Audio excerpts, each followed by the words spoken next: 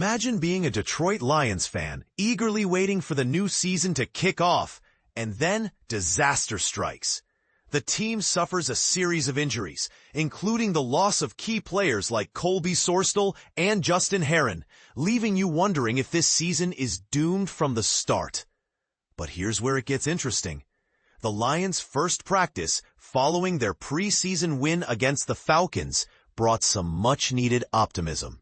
With newcomers like Britton and Keaton Sutherland joining the roster, and veterans like Taylor Decker and Glasgow showing off their skills.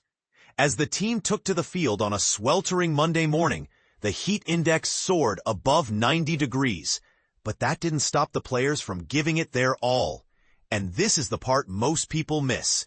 The offensive line shuffle, which saw the debut of new tackles and the return of some familiar faces, like Dan Skipper and Jamarco Jones. The big question on everyone's mind is, can the Lions offense bounce back from the injuries and find a way to dominate on the field?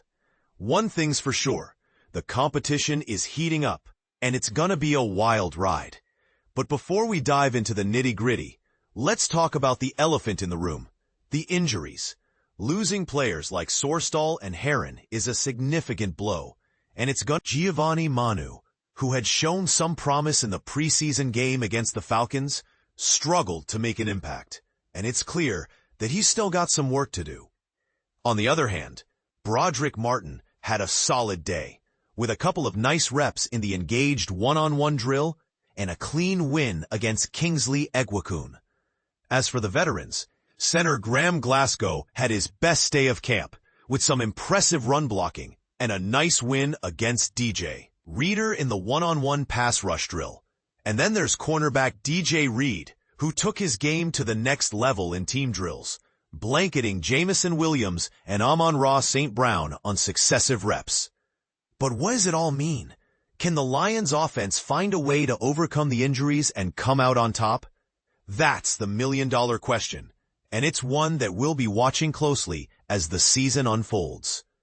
So what do you think, folks? Are the Lions doomed from the start, or can they find a way to rise above the injuries and come out on top? Let us know in the comments, and don't forget to stay tuned for more updates from the world of football. It's going to be a wild ride.